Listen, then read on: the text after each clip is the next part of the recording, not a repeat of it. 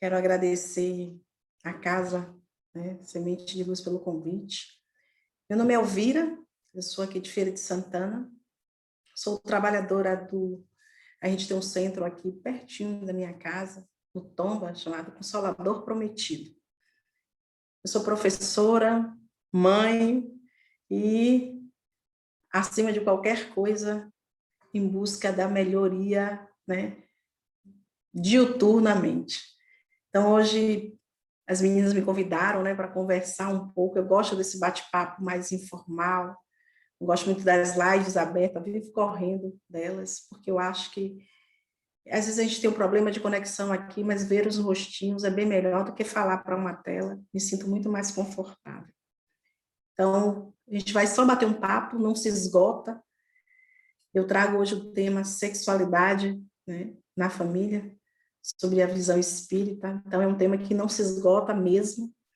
E eu não vim responder perguntas nenhuma, tá? Tenho as mesmas indagações de vocês. Às vezes a gente se bate com um nome bem grande, assim, a sexualidade, a gente quer mesmo correr dela. Mas a doutrina nos traz algumas luzes, né? E deixa a gente mais confortável. Então, eu vou apresentar aqui um slidezinho. Vocês me dizem se vocês vão estar vendo aí. Mas antes de qualquer coisa, deixa eu parar aqui. Antes de eu começar o slide, eu vou falar um pouco sobre a família. Claro que vocês sabem tudo que eu vou falar, mas eu só vou situar a gente. Há tempos atrás, a gente tinha uma família toda linda, chamada a família Margarina, né? Mamãe, papai, filhinho, tudo era lindo. O pai, ele era o provedor do lar, e a mulher era aquela que cuidava da casa e dos filhos, do cachorro, até das pulgas do cachorro. Com o tempo, né? Eu não vou dizer evolução, mas com o tempo, esse arcabouço, esse porta-retrato, ele foi um pouco sacudido. E aí, a mulher um dia disse assim, poxa, eu estou cansada de ficar em casa, eu quero estudar, eu quero votar, eu quero ter direitos, além de deveres. E aí, ela saiu, abriu a porta, viu que a vizinha trabalhava, viu que o filho da vizinha também ficava sujo, não era todo bonitinho, né? Engomadinho como os dela, então isso aguçou. E ela disse ao marido, eu vou trabalhar. A gente não vai nem pensar aqui ou falar, porque senão a gente vai ficar até amanhã. O que é que esse marido, o que é essa sociedade, né? Disse assim, como assim?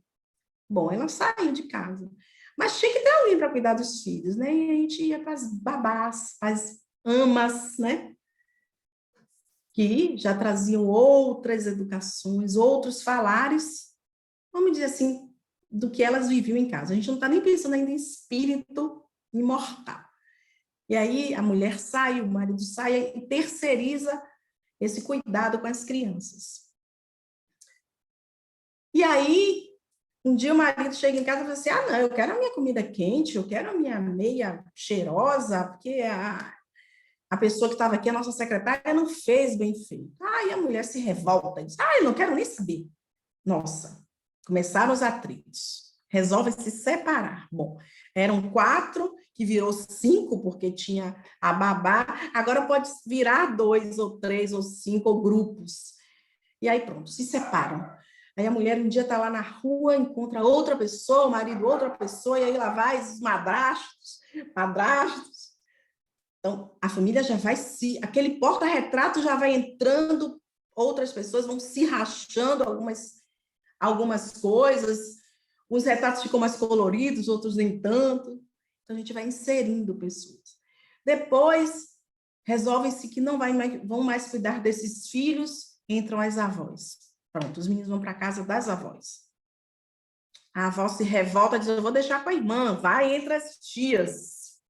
E as crianças estão lá no meio, a família está lá, não vou falar bagunçada, tá, gente?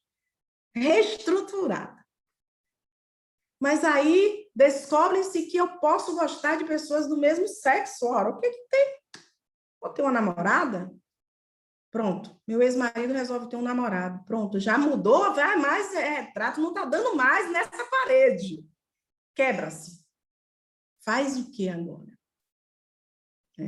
Só para a gente pensar que às vezes a gente quer resolver problemas que não vêm de agora, né? Já vem conosco de várias outras vidas. Mas agora a gente vai entrar nessa família, nesse porta-retrato meio quebrado, meio desestruturado, desestabilizado, como quer que vocês queiram chamar. Mas é uma família. Não deixou de ser em momento algum, não, em momento algum da humanidade, né? Do progresso desse homem, deu-se outro nome. Continua sendo família. Não tem mais papai, nem mamãe, nem filhinhos, mas é família. Não, só tem eu e minha filha, é uma família. Tem eu, minha namorada e um filho que adotamos, continua sendo família. Essa nomenclatura não conseguimos mudar. Mas, em contrapartida, não é mais aquela de outrora. E aí a gente tem os avanços tecnológicos, as mudanças sociais e vocês, espíritos imortais, que já viemos de outras tantas experiências, tanto daquela época da margarina, como dessa época agora. E o nosso papel? Então, como eu disse, eu não vim responder, eu acho até que eu vou abalar vocês, né, mais um pouco, como eu vivo abalada com toda hora que eu estudo uma coisinha a mais. Mas vamos lá. Vocês estão vendo aí? Tá ok? Então tá bom. Porque de vez em quando eu sumo, né? Vocês sabem que eu sumo, fico aqui quietinha, porque eu tenho que botar aqui no lugar. Então eu vou trazer aí para a gente conversar um pouco a sexualidade nessa família ou em tantas outras famílias, sobre o olhar da doutrina espírita. E eu trago uma frase aqui para a gente refletir. Está lá no livro O Ser Perante Si, né, de Joana de Ângeles. Vive-se a hora dos grandes descobrimentos, de fora, e igualmente das expressivas realizações interiores. São realizações externas, suas realizações externas impulsionam para conquistas internas. Mundo soberano no qual encontram em abundâncias os preciosos significados da evolução. Então, eu tenho vamos dizer assim, dois mundos em um só. Eu tenho esse eu de fora e esse eu de dentro. Mas quantas vezes a gente nem se conhece, né? Eu nem sei quem sou eu e me defronto com este mundo aí fora. Só para a gente refletir. Então, a gente já falou aí dessa instituição, né? Instituição maior. E eu trago Caligares aqui, nas leis morais, lá no capítulo 27. Ele diz que a família é uma instituição divina. Não foi criada pelo homem, né? Não foi criada, por exemplo, num laboratório ou num cartório. É uma instituição divina. Às vezes a gente esquece isso quando a gente assina o papel do casamento ou do divórcio, ou a gente vai registrar os nossos filhos, ou a gente vai cuidar deles, seja na escola, cuidar do futuro. A gente às vezes acha que a família é algo criado pela sociedade. Não. É uma instituição divina, que tem uma finalidade. A gente não está aqui passeando. A gente tem uma responsabilidade de estreitar os laços sociais e ensejando o melhor modo de aprendermos a amarmos uns aos outros. Então, a gente precisa juntar e amar. Como é que eu junto e amo algo que, lembram, eu disse a vocês que está meio que desarrumado, né? Então, o papel da gente é muito importante. Se a gente se desse conta disso, ou a gente corria, dizer, não quero pegar isso para mim, ou a gente ia fazer o que a gente está fazendo hoje aqui, tentando conhecer, através do conhecimento, ver as nossas, vamos dizer, as nossas dificuldades, as nossas habilidades, para essa instituição tão complexa que é a família. Então, é um grupo de pessoas que tem essa finalidade de se ajudar mutuamente. Mas para que isso seja possível, é necessário que todos nós estejamos permeáveis a isso, a essa troca, a esse dar, a esse receber. Então, misturei tudo isso que eu falei no início em 4 paredes. Sacudi, sacudi, sacudi, mexi, mexi, mexi, larguei. Como é que a gente pode fazer isso? Olha a nossa responsabilidade, né? Perante um ao outro e perante o Criador. Então, a gente precisa iniciar a nossa caminhada terrena. Né? A gente não vai nem voltar lá atrás, né? Na época que nós ainda éramos espíritos. Né? Minha avó dizia faixas de luz. Então, a gente, para chegarmos aqui, a gente precisou de estar inserido na família. Eu precisei ter uma mãe, biologicamente falando, e ter um pai. A gente precisava nascer, né? E esses pais, eles têm uma responsabilidade muito grande com tudo que a gente é. O que esses pais nos transmitem? Vocês já pensaram nisso? O que os nossos pais nos deram? Bom, eu não tenho, assim, muita... Não pareço muito com meu pai, nem com a minha mãe. Eu não sei os traços. Eu acho que eu pareço muito com a minha avó. Mas eu não estou falando desses traços, né? Tirando a cor do cabelo, a cor dos olhos. O que eles nos transmitem? O que os nossos pais, o que os pais de vocês transmitiram a vocês, que vocês lembram? E o que eles não transmitiram? Claro que se a gente for parar para analisar e elencar, aqui são várias coisas.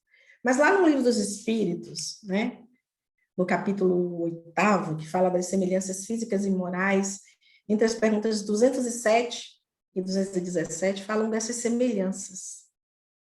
Semelhanças físicas e semelhanças morais. Essas semelhanças físicas, a cor do cabelo, dos olhos, o formatinho do rosto, a cor da pele, às vezes um pé que parece, essas sim são transmitidas, né? No nascimento a gente já fala, olha, parece tanto com o pai, na cara da mãe, não parece contigo. Mas e essas semelhanças morais? Aquilo que meus pais têm, moralmente falando, eles conseguem me transmitir ao nascer? Óbvio que a gente já sabe a resposta, né? Não, de forma alguma. Eu tenho certeza que todo mundo sabe disso, mas a gente precisa relembrar isso diariamente. Porque a gente é diferente espiritualmente falando. Né? Nem os gêmeos univitelinos são iguais. E a gente sabe que o corpo procede do corpo, mas o espírito procede do espírito. E é aí que está a grande pegada, né? Qual então seria o papel desses pais? Se eles só vão me transmitir semelhanças físicas. Então, podia me ter ali e eu sair andando. Não dá, né, gente? Ainda não dá. A ciência até evoluiu muito, mas não a ponto de dizer, depois que você tiver o bebê aqui, ele pode se alimentar sozinho, vai se educar sozinho. Não. Educar os filhos, auxiliar os filhos no desenvolvimento da sua inteligência, da sua ética e da sua moral. É o papel de todos os pais. Sejam eles pais, mãe e pai, sejam eles pais adotivos, sejam eles pai e pai, mãe e mãe, independente da formação familiar. Esse é o papel maior de todo pai e de toda mãe. E Caligares ainda traz lá da missão dos nossos pais, né? A missão enquanto Elvira, enquanto pai e tantos outros. E ele nos adverte, diz que tratemos de cumprir à risca os deveres da paternidade ou da maternidade, né? Que a maternidade e a paternidade nos impõem. Porque um dia a gente vai prestar contas ao Senhor, né? Então, no dia dessa prestação de contas, que a gente possa merecer a felicidade de ouvir deles.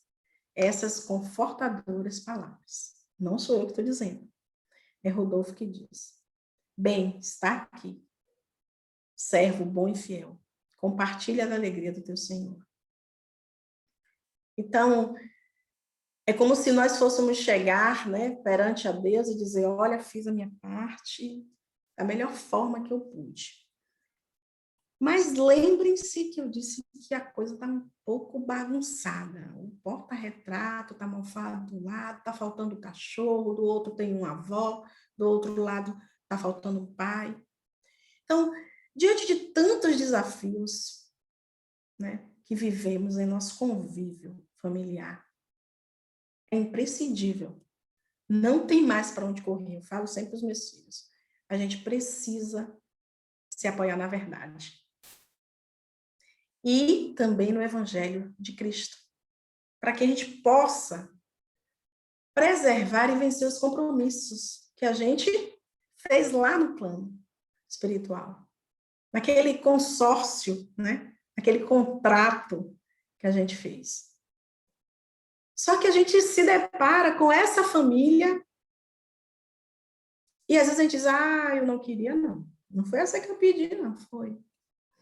Meus filhos, tem até uma aí assistindo, eles mãe, mas eu não pedi para nascer, de pediu, filha, foi para a fila, me implorou para eu trazer você. E a gente precisa junto, amando mutuamente, resolver as nossas questões aqui. E uma questão que entrava a gente, que trava, é a sexualidade. Porque a gente não consegue hoje desvincular sexualidade de sexual, de órgão, de masculino, de feminino. É uma coisa que está lá dentro da gente. Não, a gente não consegue fazer essa desassociação, né?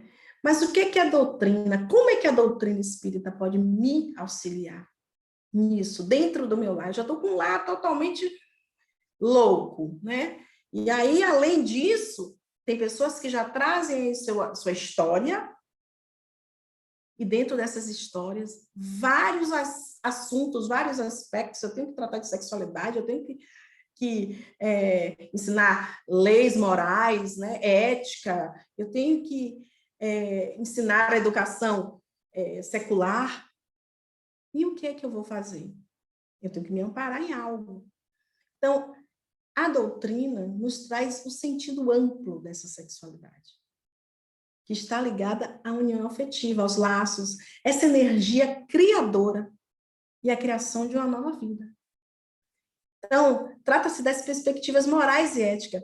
E quando a gente consegue entender a sexualidade com esse amplo aspecto, fica mais fácil eu conversar com o meu filho, conversar com o meu marido, né? Ou com a minha companheira, ou com a minha mãe.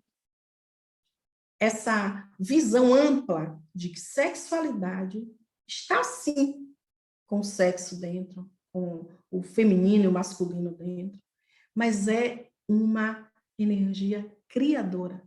É algo divino. Não tem como eu desassociar a energia sexual de mim. Mesmo que amanhã eu tenha 80 anos, né, não tenha uma vida sexual ativa, mas eu peguei essa energia sexual e coloquei-a para outras coisas. Às vezes a gente fala assim, poxa, eles são casados há tantos anos.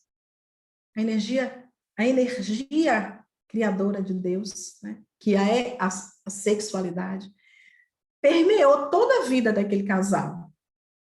Só que com outras nuances em diversos tempos. Então, aos 20 anos era assim, aos 30 é assim, aos 40, mas ela estava ali presente. E a gente associa sempre essa sexualidade e o prazer de forma assim desassociada ao cosmo, né?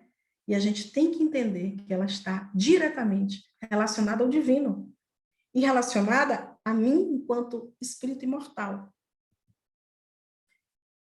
E por que que a gente tem esse entrave de falar sobre a sexualidade, né? Por que colocamos tantos tabus nesse assunto? principalmente na nossa casa. A gente, quando a filha começa a se perceber, a gente, mãe, toma um susto. O pai não quer nem falar, vai, né, com sua mãe. A mãe faz, meu Deus, o que é que eu faço? E a gente começa, às vezes, até a terceirizar com medo dessa sexualidade. Mas a culpa não é nossa, não. A gente vem de uma formação judaico-cristã, que nos traz a ideia de pecado, é pecaminoso, né? Falar de sexualidade, pensar em sexualidade, viver a sexualidade tem que ser em 4 paredes, e às vezes a gente nem mesmo a gente quer olhar.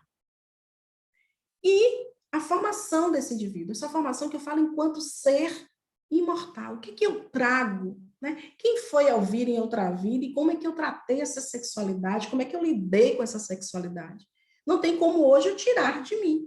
Então, além da minha formação social hoje, né, em pleno século XXI, essa formação que eu tenho e a minha formação de outras vidas. Tudo isso faz com que, ou fez com que, eu falo assim em relação a mim, fez com que eu pegasse e olhasse a sexualidade como uma coisa que tinha que ser pensada e repensada. O que é que eu vou dizer? E a gente acha até hoje que a gente sempre tem que ter a resposta. Não, nem sempre a gente tem que ter a resposta. Mas se ele me perguntar como é que faz isso, eu não vou saber. Não, tenho que ir para o Google. Então, quando a gente começa a tratar a sexualidade de forma natural, quando a gente entende que ela veio com a gente, vai voltar com a gente, é nossa, não tem como desassociar, não tem como tirar ela de dentro de mim, a gente começa a vê-la como natural, porque é natural. Emmanuel, em Vida e Sexo, um livro que eu gosto muito, de carteirinha, ele diz que a sexualidade é um conjunto dos fenômenos da vida sexual. Então, eu trago aqui algumas passagens de alguns livros, né? Tanto espírita como não espírita.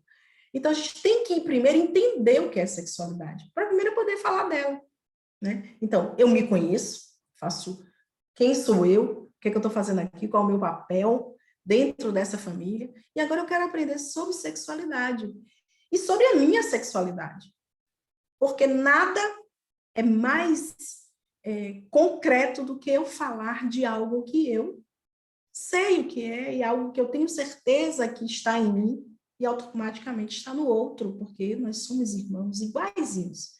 Diferenciamos talvez a cor do cabelo, o sexo, mas nós somos seres imortais, filhos do mesmo Pai. Então, Emmanuel nos diz que é um conjunto, não é uma coisa isolada, é um conjunto. E esse conjunto tem várias outras coisas, né, agregadas.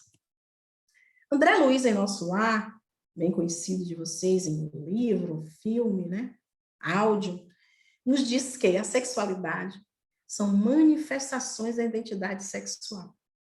É como o indivíduo se porta e se vê. Os gestos, comportamento, a maneira de sentar, falar, andar, são também manifestações da identidade sexual. Não estou aqui falando de masculino ou feminino. Novamente eu digo, essa manifestação co-criadora, né? Essa ligação com o divino, a sexualidade tem que ser vista assim, a gente tem que começar a ensinar isso nos nossos lares, né? Quebrar aquela ideia de que é o pecado original, Adão e Eva, os meninos nem acreditam mais nisso, né? A gente tem que falar de forma clara e entender que são manifestações do meu eu, né? E aí eu tenho essa manifestação, Elvira, minha filha, o filho, a nora, quem vai se agregando na família. E como é que a gente trabalha isso? Se a gente não consegue trabalhar inicialmente na gente, enquanto essa coisa ampla de ver a sexualidade. Marilena Chauí, uma importante filósofa, né, do século XXI, XXI, ela nos traz, filosoficamente falando, que é um termo que se refere ao conjunto de fenômenos da vida sexual. Ela é o aspecto central da nossa personalidade, por meio da qual nos relacionamos com o outro. Conseguimos amar, ter prazer, procriar. Eu estou trazendo esses aspectos, nomeações e renomeações do termo para a gente entender, começar a quebrar esse entrave que a gente tem quando a gente diz assim, vou falar de sexualidade, eu não vou, não. Estou fora. Eu cansava de dizer isso, hoje eu já não digo mais.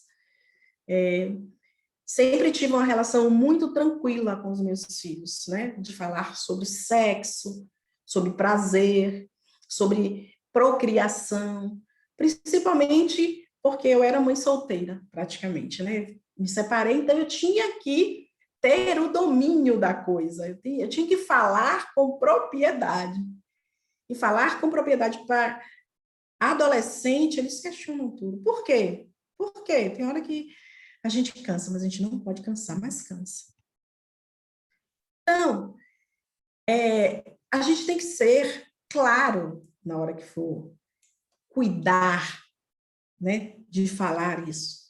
Como e quando eu vou tratar isso na minha família? Eu tenho que ter um horário específico? Bom, como tem o dia do evangelho, tem o dia da mediúnica, não, tem o dia agora da sexualidade, não, as coisas vão fluir. Às vezes a gente nem quer que vá fluir tanto, mas elas vão fluir no lar. E a gente tem que pegar a hora certa, né? Minha avó dizia que quem quer pegar galinha não de show. A gente tem que ver a hora certa. Por isso que a gente tem que se autoconhecer e entender o que é a sexualidade, né? Porque a gente tem que ser claro com os nossos filhos e diretos, principalmente com os adolescentes hoje, que têm uma visão de que a gente é chato, de que a gente dá sermão. A gente tem que ser claro e direto. E nunca omitir ou mentir. Por quê? Porque isso, né, faz com que, às vezes, a gente quer omitir. Não, não é bem assim, não vamos ser claro. Agora, claro, tá? Quem é o meu público? Quem é que eu estou falando? Estou falando com a criança de 8 anos ou estou falando com a adolescente de 18? Tenho que usar as palavras corretas. Mas mentir e omitir, não. Porque isso nos dá descrédito. E mãe, pai, tio, avó, seja quem quer que for que esteja nesse lar, ele tem um papel de mediar os conflitos. E eu não posso mediar conflitos quando a minha fala vacila, quando eu sou indireto, quando eu omito, quando eu não falo a verdade, quando eu falto com a verdade. Às vezes a gente fala assim, não, mas é só uma mentirinha. Bom, não existe meia verdade ou uma verdade inteira. Ou é verdade ou não é verdade. Então a gente tem que ser firme no falar. A gente tem que falar de forma educativa. E falar de forma educativa, diferente do que muita gente pensa, não estimula a vivência do sexo. Então, falar com a minha filha de 15 anos sobre preservativo, né, sobre a forma de se vestir, sobre os lugares que anda, como senta, não vai estimulá-la, né? Isso já está provado cientificamente. Isso vai fazer com que a gente tenha até um diálogo aberto, que a gente tenha uma amizade, um companheirismo, ela confia em mim e vice-versa. E a gente não esquecer que essa família, como eu falei antes, é composta por espíritos. E o lar, o primeiro lugar onde a gente se estabelece, seja ele com paredes, sem paredes, né, que eu moro no meio da rua, eu tenho um lar. Ele tem que ser a fonte prioritária de amor. E por maior que sejam as dificuldades, não terceirize o diálogo na sua família. Não terceirize mesmo. Porque quando a gente terceiriza, a gente perde totalmente o prumo de como as coisas andam. E quando a gente perde o prumo, às vezes a gente nem consegue mais pegar o leme, né? E aí a coisa fica meio que à deriva. Então, tentem não terceirizar. Se é o pai que tem que falar, o pai fala. Se é a mãe, fala. Mas o filho espera. Ele espera que o pai seja um homem íntegro, claro, que não minta. Então, se ele fala assim, não, conversa com a sua mãe. Às vezes a gente começa a quebrar algumas coisas e, como eu disse, né? Deixa o leme e a gente fica à deriva. Deixa eu ver aqui. Parou? Opa! Vamos lá. E aí a gente vem para uma frase que todo espírita sabe: tudo posso, mas nem tudo me convém. A doutrina, gente, não está aqui para proibir nada. A doutrina não dita regras. Por que eu sempre trago isso? Porque, por exemplo, em algumas religiões diz, não pode passar o batom, não pode usar a argola, não, a blusa tem que ser assim, a saia assim. Não. Por que a doutrina, tem alguns pais até em estudo assim, Vira, mas eu queria que a doutrina dissesse que não pode, porque é mais fácil para a gente. Mas ninguém está aqui para facilitar nada, não, gente. Lendo engano. A gente está aqui para amar.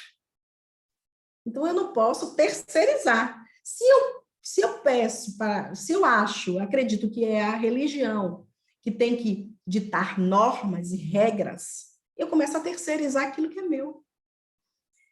E o ser humano, ele não cabe dentro de um quadrado de regras. Aqui pode, aqui não pode, se ultrapassa aqui, não vai para aqui. Não é assim que a coisa funciona. A gente aprende os princípios que regem a nossa existência.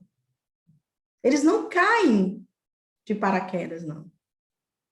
E a gente só pode praticar algo quando a gente se responsabiliza por esse algo. Então, se a doutrina proíbe, se a gente tem um manual de regras, que não pode isso, não pode aquilo, não, aqui é com X anos, não, aqui é com X anos, aqui é quando você tiver dono do seu nariz, né, trabalhando, aí ficava fácil. Então, desde cedo, a gente tem que ensinar aos nossos filhos que as coisas estão aí. É por aqui que vai, não é assim que a gente falava, é por aqui que vai. Se você não quiser ir, você pode fazer o caminho que você quiser. Porém, contudo, e entretanto, este caminho tem responsabilidades que não vão ser minhas, vão ser suas, porque é você que está fazendo o caminho. Então, tudo posso, mas a gente tem que saber, a partir das nossas experiências e a partir do nosso exemplo. Por isso que a gente está na família, para aprender, né?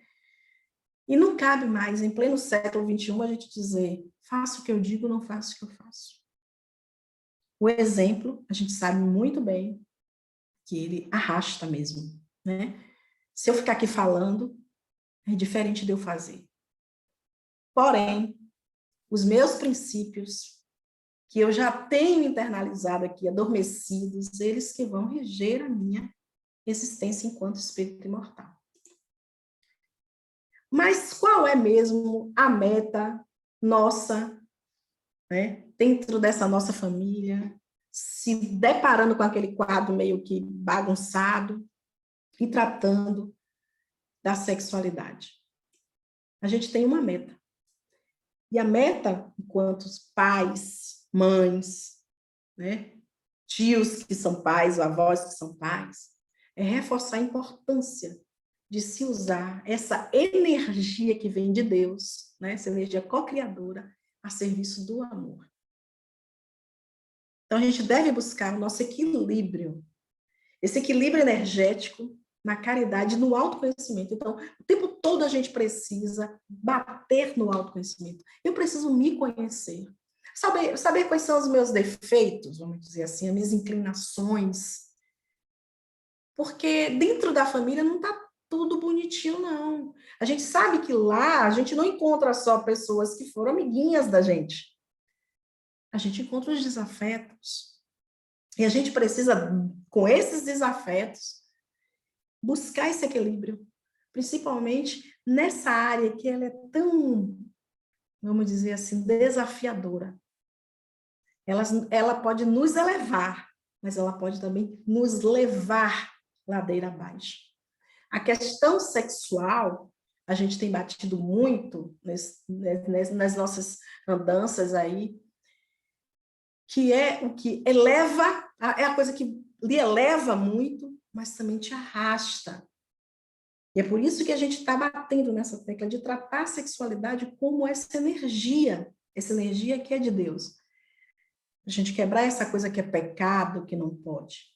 Então, a energia sexual, Emmanuel diz, deve estar controlada por valores morais, que lhe garantam um emprego digno.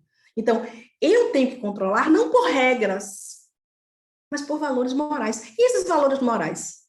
Eu não vou achar, por exemplo, numa lata do lixo, eu não vou achar, por exemplo, numa embalagem de picolé, ou na busca no Google. Esses valores morais, eles vão ser iniciados no lar, eles vão ser edificados no lar, ou abalados no lar. Mas quando eu tenho consciência de que a sexualidade não é essa coisa tão suja e pecaminosa que colocaram na nossa cabeça, e que é a energia co-criadora, quando eu vejo ela assim, que eu entendo que ela tem que ser controlada, vamos dizer assim, adubada pelos meus valores éticos e morais, aí a coisa fica mais tranquila, muda de figura. Quando eu olho para aquele porta-retrato todo sacudido e eu tenho a doutrina me dando esses embasamentos, vamos dizer assim, dói menos. Dói menos. Mas eu trouxe aí alguns autores, né? Trouxe as nossas obras basilares, mas e Cristo?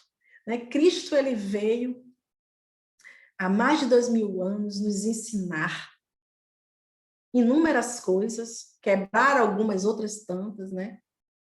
Da lei mosaica, andou pelo orbe e espalhou amor. Pensa aí como era ele tratar Maria Madalena, que usava a sexualidade de forma errônea, né, dentro das suas condições humanas, e falar para as pessoas que atirem a primeira pedra, aquele que nunca pecou. Então, Cristo, ele traz os ensinamentos como exemplo, nosso modelo e guia. Então, ele foi o iniciador da mais pura, está lá no Evangelho, no capítulo 1, da mais pura e sublime moral, a moral evangélico-cristã, que há de renovar o mundo e aproximar os homens e torná-los irmãos, que há de fazer brotar em todos os corações a caridade, o amor ao próximo, estabelecer entre os homens uma solidariedade comum, de uma moral, enfim, que há de transformar a terra, tornando a morada de espíritos superiores aos que hoje habitam. Mas a gente vai ter que colocar isso em prática. Para a gente chegar a essa sublime moral, a gente precisa passar por trancos e barrancos. E é no lar que a gente tem essa forma de experienciar como é que a gente vai transformar e brotar no coração dessas pessoas a caridade e o amor. É um exercício, né? Dentro dessa família, desse núcleo familiar, a gente aprende as coisas para pôr em prática na outra família, nessa família universal, que é aí fora. São vocês aí, né, no extremo sul, eu aqui em Feira de Santana, eu na minha escola. Então, no lar, a gente vai experienciar isso. A gente vai tentar fazer essas experiências para ver se não estoura, né? Mas, bum, e colocar em prática com a nossa família maior. Então, Cristo vem trazer suas máximas de amor, de compreensão, né? Poxa, eu não consegui aqui, então se permita. Aí eu errei com meu filho, eu só fui até onde eu consegui, aí eu errei com a minha mãe. Se permita errar, mas se permita também refazer o caminho, ressignificar tudo isso aí. Porque eu não vou pegar tudo que a minha avó me ensinou sobre a sexualidade e vou botar no lixo e jogar fora, aquele saco preto. Não, ressignificar. A minha avó, eu fui criada pela minha avó, minha mãe não pôde me criar, ela me deu naquele momento o que ela poderia me dar. Então, às vezes a gente quer jogar fora tudo que a gente aprendeu, porque a doutrina disse que está errado. Não, a doutrina não disse que está errado. Mas naquele momento ela não sabia, não tinha conhecimento que nós hoje temos. Ela não leu Emmanuel, né? Ela não leu a filosofia, a psicologia. Então ela deu aquilo que ela podia naquele momento para mim. Então cabe agora a Elvira ressignificar isso, aprendendo, experienciando no lar, testando para ver se vai dar certo, porém, com amor, né? E eu trago aí também alguns livros que falam sobre isso. Como eu disse a vocês, eu não vim aqui responder pergunta de ninguém. Então, Vida e Sexo de Emmanuel, eu já falei, Sexo e Destino, né? De André Luiz, que Chico e Valdo Vieira trazem assim de forma... É um livro que eu acho que todo mundo tinha que ler, né? Que traz experiências bem fortes, bem marcantes. Sexo e Obsessão, de Manuel Filomeno de Miranda. O Problema do Ser, de Destino da Dor, de Leão Diniz, também nos traz muitos ensinamentos sobre o tema. Evolução em Dois Mundos, No Mundo Maior, Ação e Reação também, que para mim é magnífico, e dentre outros tantos, aqui é só alguns, né? No início aí eu estava falando com as meninas que a gente trabalha com alguns livros de temas só da família. Então, a gente trabalha com André Luiz, a gente trabalha com Chico, com Raul Teixeira. Então, tem uma vasta e imensa bibliografia para vocês poderem futucar hoje. Então, e a espiritualidade, ela também vai o tempo inteiro nos agraciando, né? Vamos dizer assim, dizer assim, olha, filho, eu vou te dar aqui o antídoto, vamos dizer assim. Lá no Livro dos Espíritos, trata da pluralidade das existências, ele responde, né? Que os espíritos não possuem sexo como a gente compreende. Porque sexo depende do organismo fisiológico. Então, sexo masculino e sexo feminino. E ele afirma ainda, né? Que são os mesmos espíritos que habitam corpos de homem e corpos de mulheres ao longo das existências. Então, hoje eu estou Elvira. Ontem eu podia estar João, né? Na próxima, eu posso estar num corpo de homem com todas as coisas, os trejeitos femininos, porque nessa eu fui mulher. Então, essa questão de sexo, a gente precisa resolver em nossa cabeça. Na sequência, na questão 202, ele deixa claro que a escolha do corpo pelo espírito independe do masculino ou do feminino. Então, quantas vezes a gente tem na nossa família meninos que têm jeitos, traços femininos? E quantas vezes a gente tem meninas com modos, como o pessoal fala, masculinizados? Tudo está na necessidade das nossas provas. As provas que a gente precisa suportar, que a gente precisa suplantar.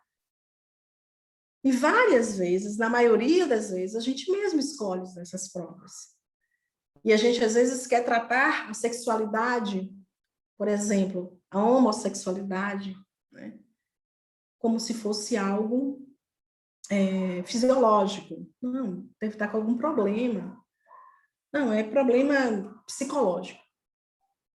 Então, nós, enquanto espíritas, enquanto simpatizantes, vamos dizer assim, da doutrina, a gente tem que entender que a coisa vai muito além do que os olhos veem, né?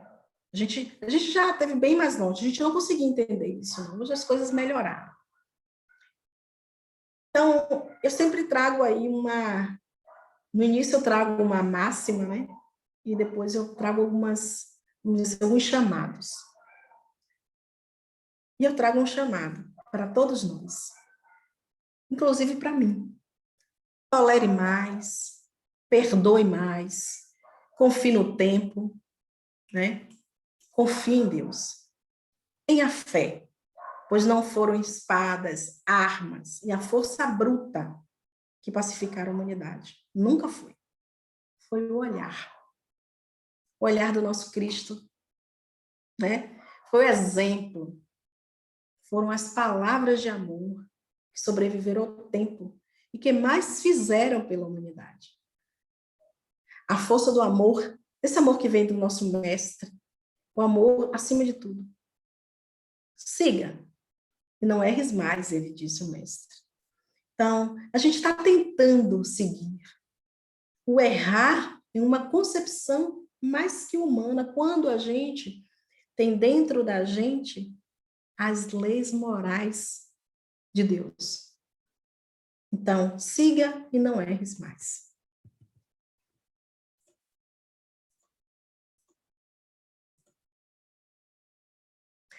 Emmanuel, para mim, a frase que sintetiza assim as nossas lições em relação à sexualidade, se a gente pudesse usar isso, assim, botar num quadro e sempre ler para a nossa família, falar em vida e sexo.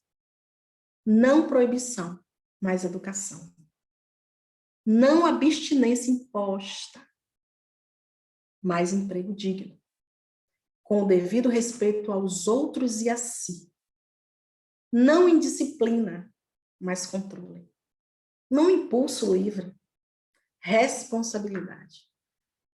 Fora disso aí, é teorizar.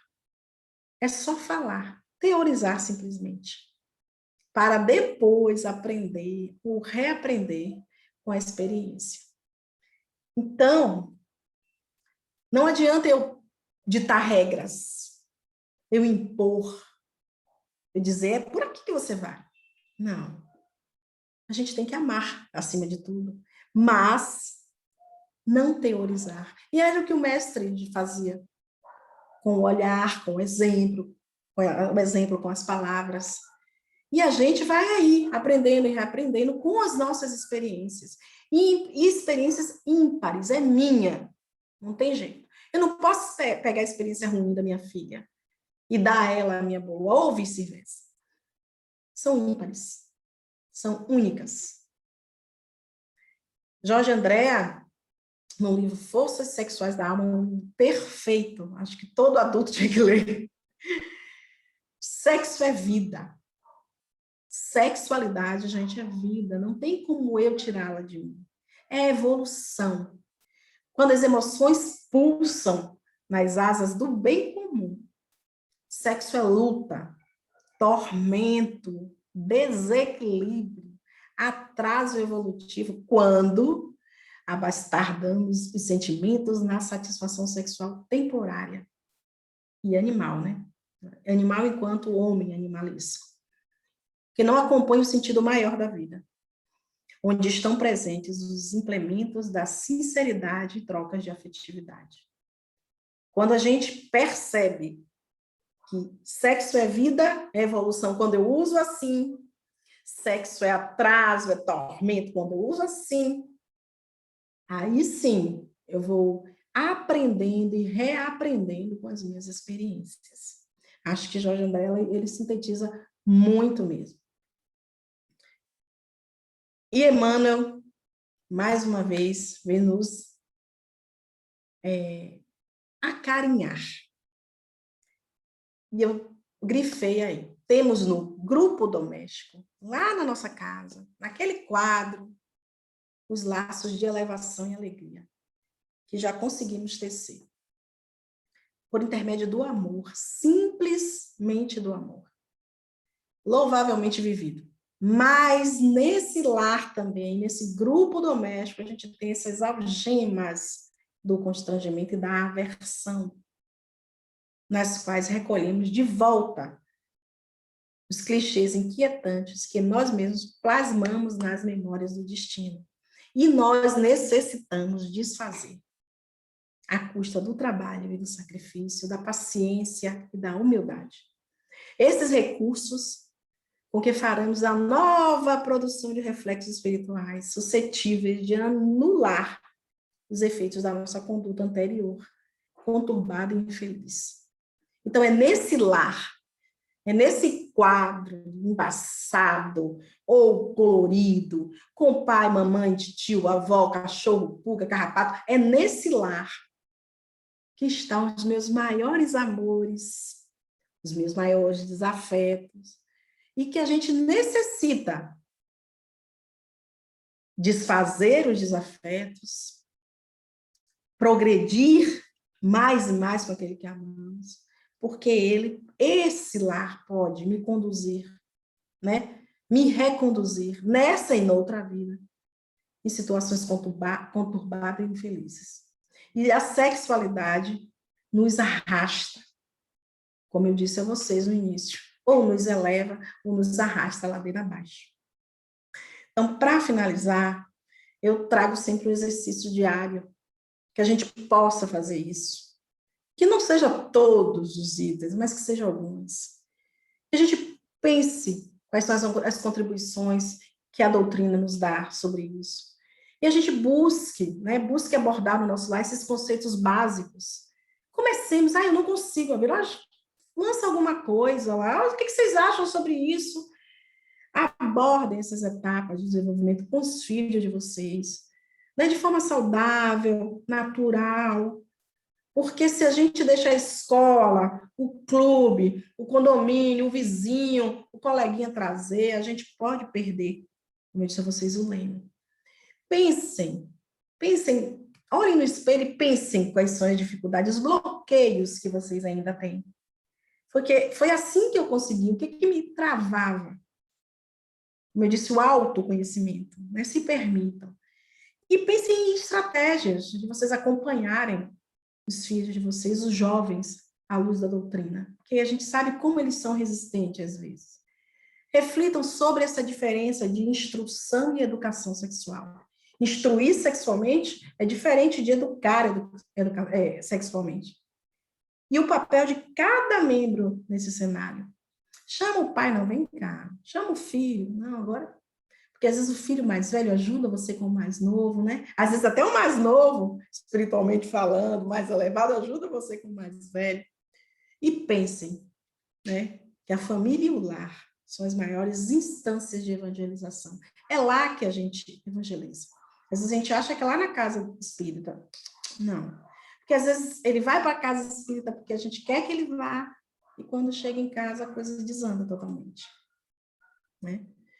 Tem as referências, né? Eu posso disponibilizar para vocês esse link aqui, o que eu usei, mais ou menos. Obrigada. Meu e-mail aí, quem quiser entrar em contato comigo. E eu espero que não tenha sido assim tão ruim me escutar, tá bom? Então eu passo a palavra aí para a Vera ou para a Ana.